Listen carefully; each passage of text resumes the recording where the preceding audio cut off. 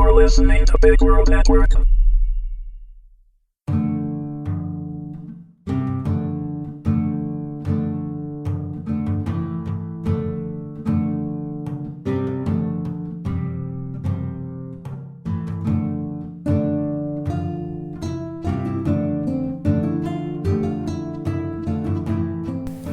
Skyfire, Season 2, Episode 7.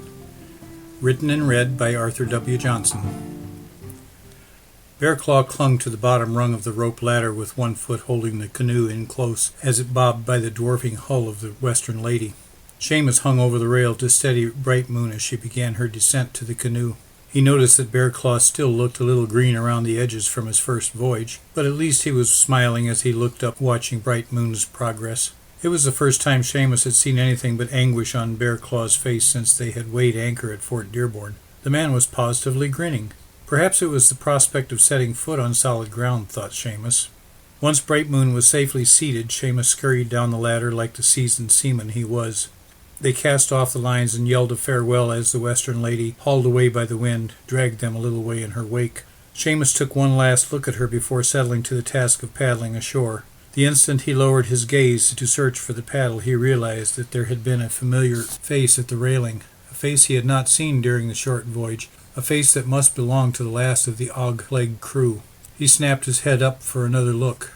Standing at the railing, arms stretched above his head, was his friend Kyle. Seamus was almost timid as he raised his own arm to wave, but turned it into a hearty fare thee well as the face blended into the departing canvas. "Who is that, husband?" Bright Moon asked. "Your brother?" No, I have no brother, remember? Just a very dear friend," he replied. "I had no idea he was aboard ship, or I would have had many words with him." He became quiet for a while. Bright Moon seemed to read his thoughts as she said, "You know what my people say, husband. If a man touches another man's heart, then they are truly brothers. I see the strong feelings you have for him. I sense that you would trust him with your life. Therefore, you are brothers." The shaman's words came tumbling back to him, accompanied by the tingle of his spine. "You left your brother when he needed you," echoed through his conscience. He had thought the shaman an old fool for making that statement and had sworn that he had no brother. It was only a difference of word usage. To him, a brother was a man with the same parents as him. To Bright Moon's people, it was a kinship of spirits. Truly, he had left the canals and Kyle after hurting him with his pride and folly remarks. He should have stayed with him and convinced him to leave, but he had been in too much pain at the moment to consider anyone else's feelings. "We are rather like brothers should be," he thought. What about the prediction that Bright Moon would never return to her village? What had he done to her? Perhaps they should turn back. But he had given his word to this scarred man, and his word was valuable to him, if to nobody else. He wondered what the shaman had meant when he said that she would never smile on them again. Was there another turn of phrase or obscure meaning to those particular words? He would have to take special care to protect her now. Another chill rose rapidly up his spine as he recalled the shaman's words that she had translated about Bearclaw. What lay in store for them now, he wondered, but Bearclaw had shown no sign of being dishonest, just vulgar and dirty. "You going to help me paddle or not?" Bearclaw growled. "Sorry," was all Seamus said as he dipped his paddle into the water. He glanced one more time at the Western Lady as she became part of the low, scudding clouds. He let his mind dwell on Kyle, their last meeting in their entire relationship. Kyle wasn't a bad sort. He had just been swept up in the tide of the moment. He felt bad for his friend, but he felt worse for missing the opportunity to mend their relationship.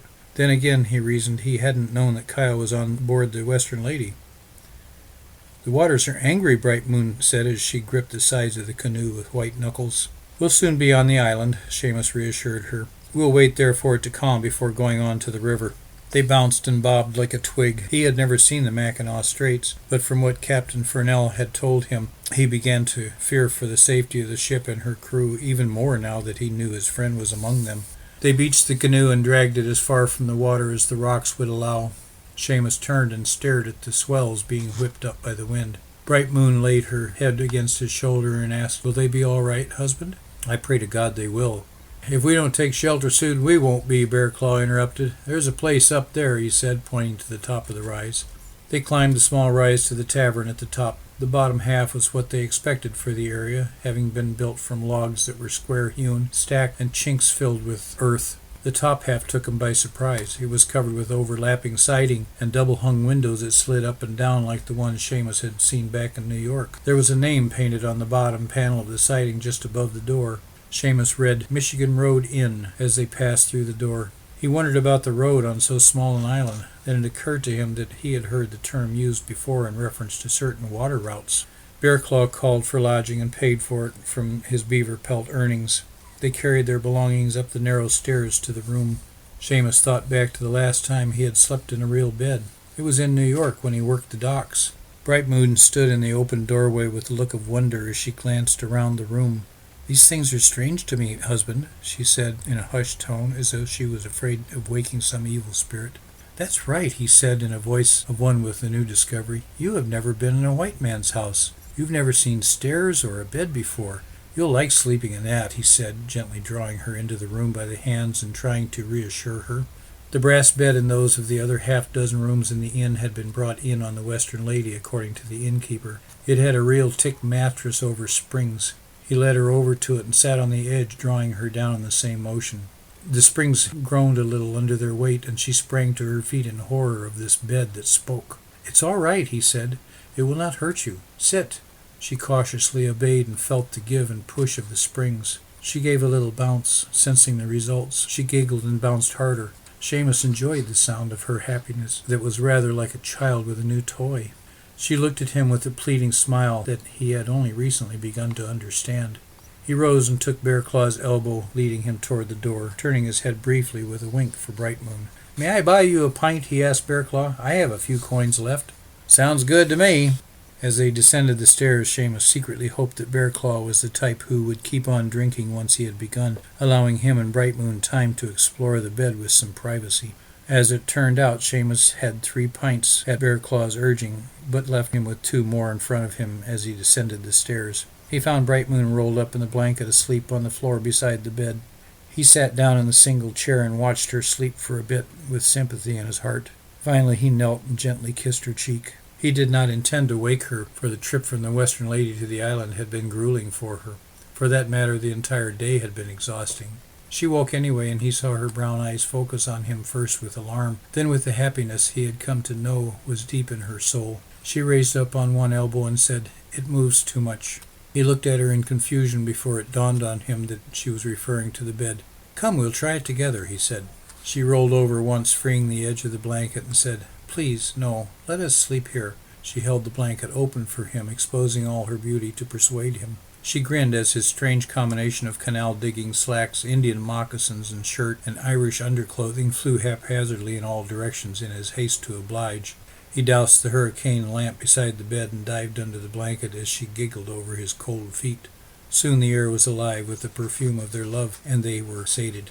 An hour later, Bearclaw clomped into the room to find them fast asleep in the same embrace that sleep had found them in earlier. He grumbled and stumbled in the dark after closing out the light from the hall, but they still did not awaken. He crashed down on the bed and fell asleep fully clothed and highly intoxicated. The dirty toes of his boots hung over the foot of the bed. Seamus and Brightmoon sat at the table eating breakfast. It was another new experience for her. They waited for Bearclaw to put in an appearance. The day had begun calm and bright, just as Seamus had hoped it would. "You see," he explained around a bite of freshly baked bread, "some white men find it necessary to go on a drinking binge from time to time until they're blind, especially if it's to be their last drink for a while." He knew he was partly to blame and heaved a sigh of contrition. "I'll go up and see what's keeping him. You wait here." Bearclaw laid on his left side with the scarred side of his face buried deep in the pillow. He looked like an overgrown baby with a hairy face, and Seamus was reluctant to wake him. But he wasn't sure how long the mild weather would hold, and he knew that they must be on their way. Bearclaw grumbled as Seamus shook his shoulder, but his eyes opened anyway. "We've got to go." Yeah, I'm coming." He swung his feet over the side of the bed and steadied himself. "You sleep on the floor all night?" When Seamus nodded, he asked, "You prefer that to a real bed?" "No, but Brightmoon said it moved too much and she couldn't sleep in it," he said, pointing at the bed that he had never gotten to stretch out upon. He changed the subject before the soft mattress detracted him too strongly. "I'll get my drawing of the river so we can plan our course." "Ah, don't mess with that," Bearclaw said. "Toss me that bedroll." Seamus obliged and was surprised when he pulled the original map from the middle of the roll. "Where did you get that?" he squawked. "Kenzie said he couldn't sell it." He didn't sell it. I helped myself to it. Besides, what good is it to him? He don't have to tramp these woods, but we do. Seamus resigned himself to the fact that his new partner was a little on the larcenous side and bent over the map as it unrolled. They figured out about where they would have to leave the island in order to land at the mouth of the Ford River. Later they descended the stairs so Bear Claw could have breakfast before they left. While he ate, they asked the innkeeper about the landscape around the mouth of the river so they would recognize it. Fortunately, he had been there a few times and was able to give them detailed description. For their benefit, he added, "Then you take the Ford River to Michigami Lake to the west and up the Deep River as far as it goes. Portage 20 miles over to the east branch of the Onondaga, then downstream to Superior. Follow the shoreline around the point with all its islands and keep going west to the end. Watch out for the waves. It can get rough this time of year." They thanked their host for the lodging and food and directions and took their belongings back down the hill to the canoe. The winds had blown the canoe upright and it was partially filled with rainwater. They dumped the water, stowed the gear, and paddled to the shadowed side of the island to set their course for the river.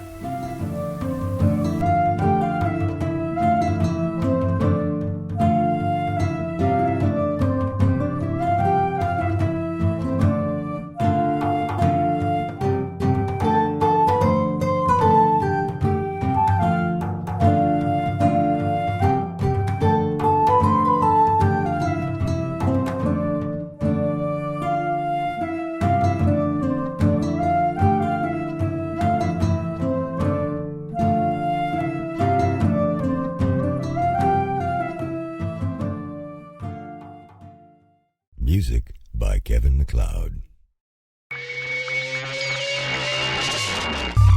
You're listening to Big World Network.